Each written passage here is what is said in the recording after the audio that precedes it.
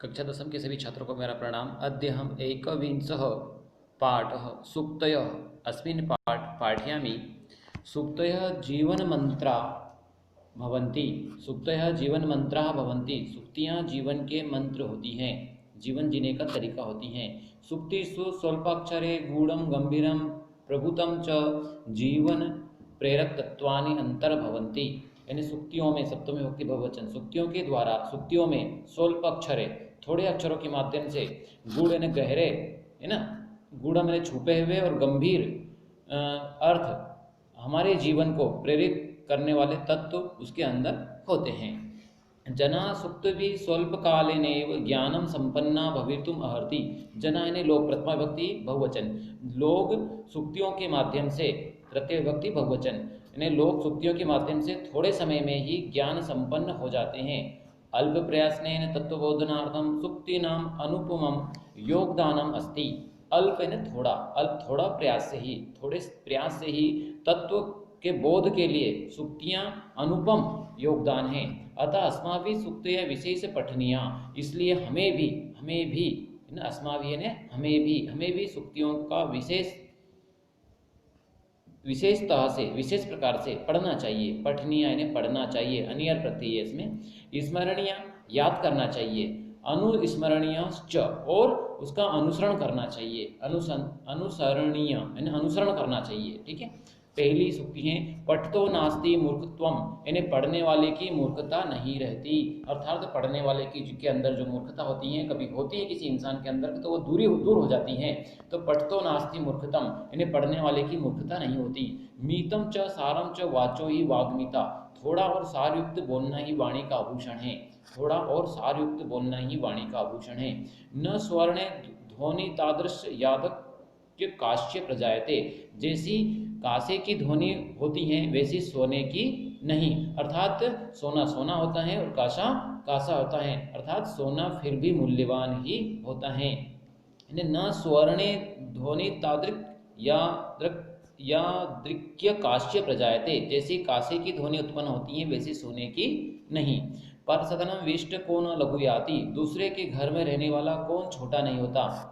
दूसरों के घर में रहने वाला कौन छोटा नहीं रहता, अर्थात दूसरे के घर में रहने वाला प्रत्येक व्यक्ति को छोटा बन के ही रहना पड़ता है। परोपदेश विलाया शिष्टा सर्वे भवन्ति वे, दूसरों को उपदेश देते समय सभी शिष्टाचारी होते हैं। दूसरों को उपदेश देते समय सभी शिष्टाचारी होते हैं। माता किल मनुष्याणाम देवतानाम च देवतम, माता किल यानी निश्चित ही, डेफिनेटली, यानी माता निश्चित ही मनुष्यों की, षष्ठी भक्ति बहुवचन, देवतानाम देवताओं की, च यानी और, देवत्वम यानी माता निश्चित ही मनुष्यों और देवताओं की भी देवता है।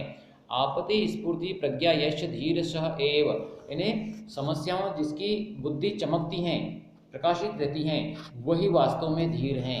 यानी समस्याओं में भी जिसकी बुद्धि तेज होती हैं, चमकती हैं, वही वास्तव में धीर हैं। पंको ये नभसी चित्तम छेप्तु पतति मूर्धनि, यानी आकाश में फेंका गया कीचड़, पंख यानी कीचड़, आकाश में फेंका गया कीचड़ निश्चित ही फेंकने वाले के सिर पर गिरता है। इसका भाव अर्थ होता है कि अगर दूसरों पर मिथ्या आरोप या कुछ आरोप लगाते हैं तो निश्चित ही वो अपने ऊपर भी आते हैं। परोपकार कर्तव्य प्राणे कंठेर गतिरपि, यानी परोपकार तब तक करना चाहिए जब तक प्राण कंठ तक ना आ जाए। अर्थात जो हमारे महापुरुष हुए, ऋषि जन हुए, जिन्होंने हमारे देश के लिए, हमारे समाज के लिए संपूर्ण निछावर करते हुए तब तक कार्य किया जब तक कि प्राण कंठ तक ना आ गए, मतलब जब तक हृदय में प्राण, शरीर में प्राण रहे तब तक उन्होंने कार्य किया। तो परोपकार कर्तव्यम प्राणे कंठेर गतिरपि, इन्हें परोपकार जब तक करना चाहिए जब तक कि प्राण कंठ तक ना आ जाए।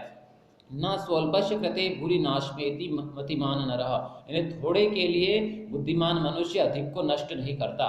थोड़े के लिए बुद्धिमान मनुष्य अधिक को नष्ट नहीं करता।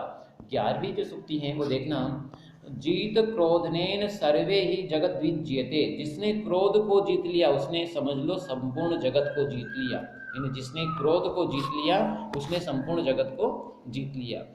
12वीं सूक्ति है संत प्रार्थम कुर्वाणा न अपेक्षन्ति प्रतिक्रिया, यदि संत लोग जब अच्छा काम करते हैं, कोई सा सामाजिक काम करते हैं, परोपकार का काम करते हैं, वैसे संत तो हमेशा ही अच्छे काम करते हैं। तो संत परार्थम कुर्वाणाम, जब संत परोपकार के कार्य करते हैं तो उसकी प्रतिक्रिया की अपेक्षा नहीं करते, चाहे कैसी भी प्रतिक्रिया आए, उसका कैसा भी जवाब आए, वो उस पर ध्यान नहीं देते, वो तो अपने अच्छे काम पर ही ध्यान देते हैं। तो संत प्रार्थम कुर्वाणाम नापेक्षिंति प्रतिक्रिया, संत अच्छे काम करते समय प्रतिक्रिया पर ध्यान नहीं देते। सहते विपित सहस्त्रम मानो नैव अपमान लेश नमपि, इन्हें जो अभिमानी स्वाभिमानी व्यक्ति होते हैं, जो स्वाभिमानी व्यक्ति होते हैं, वो हजारों विपत्तियां सहन कर लेते हैं, हजारों विपत्तियां सहन कर लेते हैं, लेकिन अपमान का एक लेस मात्र भी सहन नहीं करते, वो बड़े ही स्वाभिमानी होते हैं। सर्प क्रूर खल क्रूर सर्पात क्रूतर खलह, इन्हें सर्प क्रूर होता है, निर्दय होता है, और दुष्ट व्यक्ति भी निर्दय होता है, लेकिन सर्प की अपेक्षा दुष्ट व्यक्ति अधिक निर्दय होता है, सर्प की अपेक्षा दुष्ट व्यक्ति अधिक निर्दय होता है, क्योंकि सर्प के बारे में तो हमें जानकारी होती है कि ये निर्दयी है, ये कभी भी काट सकता है, लेकिन जो दुष्ट व्यक्ति हैं वो अपने स्वभाव के माध्यम से, अपने व्यवहार के माध्यम से सामने वाले को एहसास नहीं होने देता है कि वो कब आक्रमण कर देता है, उसका कोई भरोसा नहीं होता है। इसलिए कवि ने कहा है कि सर्प क्रूर खल क्रूर सर्पात क्रूर तरह खल, यानी सर्प भी क्रूर होता है और खल भी क्रूर होता है, लेकिन सर्प की अपेक्षा दुष्ट व्यक्ति जो होता है वो अधिक क्रूर होता है। स्वधियो निश्चय नास्ति यश शिष्य भ्रमति स्वयं, जिसकी स्वयं की बुद्धि पर निश्चय होता है, जिसे अपने स्वयं की बुद्धि पर निश्चय नहीं होता है, वह स्वयं भ्रमित हो जाता है, उसे कोई पता नहीं चलता है कि मुझे कब क्या करना चाहिए। अतः हमें हमेशा अपनी स्वयं की बुद्धि पर निश्चय होना चाहिए, है ना, विश्वास होना चाहिए कि हम सब कुछ काम कर सकते हैं। नहीं, स्वधियो निश्चयो नास्ति यश शिष्य भ्रमति स्वयं, जिसकी स्वयं की बुद्धि पर निश्चय नहीं होता है वह स्वयं भ्रमित हो जाता है, जिसे अपनी स्वयं की बुद्धि पर निश्चय नहीं होता है वह स्वयं भ्रमित हो जाता है। इसी इतिश्री, इस प्रकार से यह पाठ यहाँ पर समाप्त होता है। जय हिंद, जय भारत। इतिश्री।